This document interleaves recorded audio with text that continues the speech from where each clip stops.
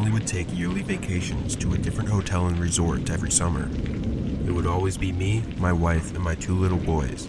For the most part, we would spend all of our time at the resort rather than going out and visiting other places. It made it cheaper since we didn't need to rent a car, and it was just relaxing to stay at a nice place and get away from everyday life. Of course, when we first arrived in the morning, we all unpacked and the kids immediately wanted to go to the water park. My wife and I sat on the chairs around the pool, while the boys went off and played with the other kids at the water park that was right next to the pool. We sat there enjoying the sun for about 2 hours before we both decided we should get back to our room so we could get ready to go out for dinner. I got up and began walking around the water park looking for the boys, and after a few minutes I was able to find Sam, the older of the two, and asked him where Alan was. I changed both of their names for privacy reasons. Sam said that Alan was playing with another kid on the other side of the park. I told Sam we were leaving and to run back to Mom while I went to find Alan. I was searching, walking around like an idiot for probably 10 minutes, starting to get nervous when I finally saw him. He was in the back corner where a few chairs were set up and was talking to a small boy that looked about his age. Sitting in the chairs next to him was a couple, seeming to be the boy's parents. I walked up and briefly introduced myself, but they didn't respond, aside from giving me a slight smile.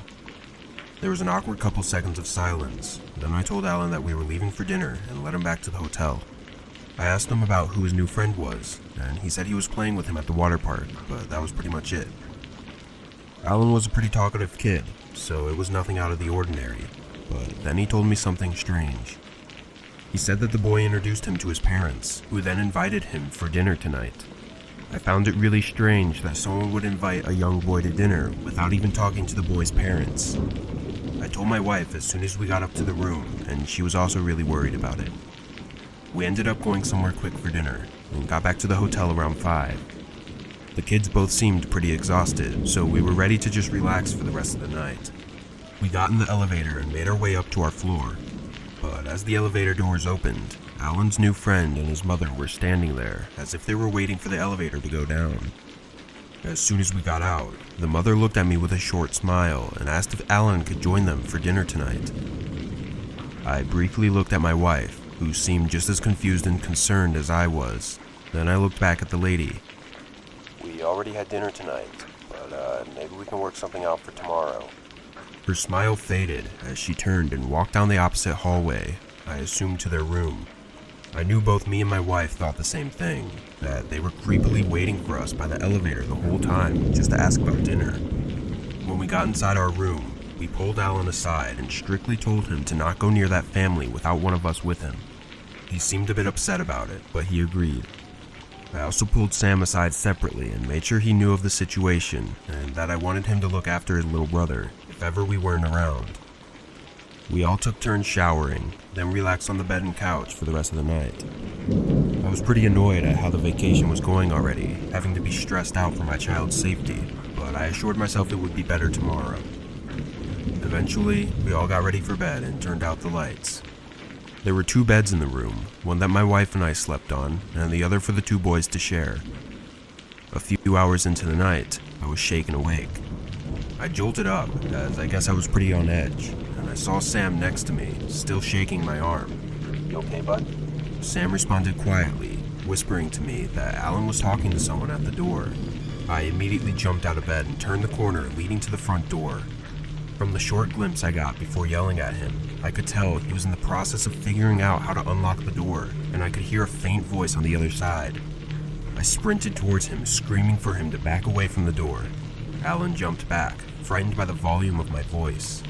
I slammed against the door, hearing footsteps sprinting down the hall as I finished unlocking the door and swung it open.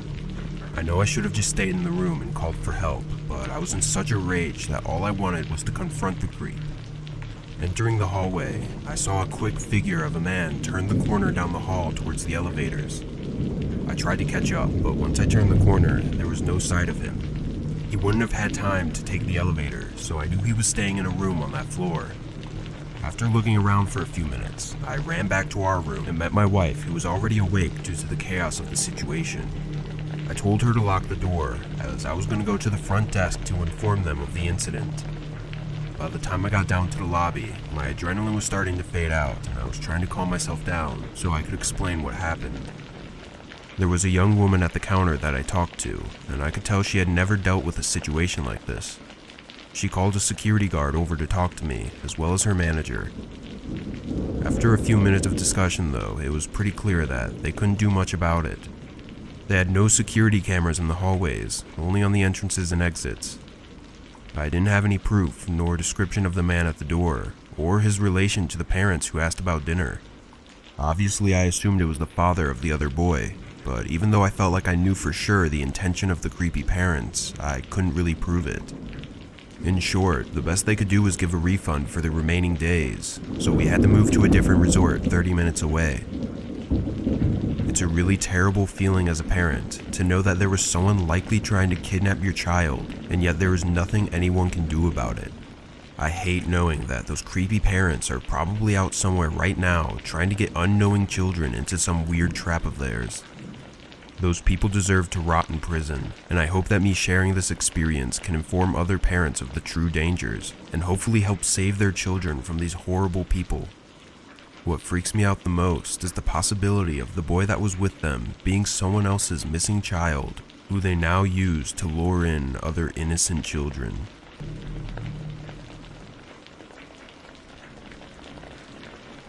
This happened to me during a business trip that I took last year for work. I arrived at the hotel and picked up my key to the room, which my company had paid for. It was a nice looking hotel on the inside, though a bit smaller than most other hotels. There were maybe 30 to 40 rooms total, and only 3 stories. My room was on the top floor, so I took the elevator up and started making my way down the hallway.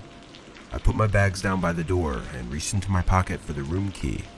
But just as I did that, the neighboring room's door opens and a man steps into the hall. He greeted me, mentioning that he was my neighbor, and held his hand out, gesturing for a handshake. I confusingly shook it and told him my name, then started making my way into the room. As I walked in, I noticed that he went back into his room as well and shut the door. I thought it was strange that someone would come out of their temporary hotel room just to greet me as their temporary neighbor, but some people are just like that, I guess. I unpacked my small suitcase and duffel bag, then laid on the bed and turned on the TV. It was pretty late already, and I was tired from the flight, so I planned on going to bed early that night. I took a quick shower, then turned off all the lights. I laid there, trying to sleep for almost 20 minutes, before hearing the neighbor's door creak open, followed by seeing their shadow walk by my door, but they stopped just before they passed my room. Through the sliver of light under the door, I could see their shadow get closer for a second, before backing away and continuing down the hall. This obviously creeped me out, so I got up and made sure that all the locks were secured on the door, then went back to bed. The next day, I went to meet my coworkers at a company-owned building where we attended a presentation and had dinner. I didn't get back to the hotel until 10 p.m., and I was really exhausted. I tossed my work bag on the bed and then got in the shower. I was in there for maybe 10 minutes, when through the water splashing, I heard the distinct beep sound of the electronic door lock unlocking. I knew it was too late for it to be the cleaning services, so my mind instantly jumped to the strange man staying in the room next to mine, but I didn't know how he could possibly have a key card that could unlock my door. Not knowing what to do, I stood there silently as I listened to the door slowly open and then close, followed by footsteps walking past the bathroom door. With the shower running, I knew that they had to know that I was in there, which terrified me even more. I tried to quietly step out of the shower as to not alarm them. Then I quietly put on a pair of pants that I had laying on the ground. Making sure to lock it, I leaned my ear up against the bathroom door and listened. I could hear a faint noise, sounding like someone was searching through one of my bags. Of course I wanted to confront them, but for all I knew, they could have a gun or a knife. In the moment, I really just felt helpless and frozen in fear. I had no idea what this guy could want from me, but soon the room went silent. While I didn't have my phone with me, I figured my best bet was to call for help. At the very least, it would hopefully get the guy to run away. I took a deep breath, then started banging on the bathroom door, yelling for help as loud as I could. I could hear the man's frantic footsteps run past the door and back into the hallway. I quickly got out and closed the front door, locking it shut, then ran to the nightstand to get my phone and dialed 911 with my shaky hands. Once they were on their way, I called the front desk to let them know as well. Of course, by the time they got here, the man was already gone, but thankfully the police found him in his car a few hours later. I'm not sure if he even got any jail time for his actions though, because they couldn't prove his motive to be harmful. I honestly think he was trying to kidnap me or something though, as I don't know any other reason why he would go into the room when he knew that I was in there, but I guess we'll never know for sure what would have happened.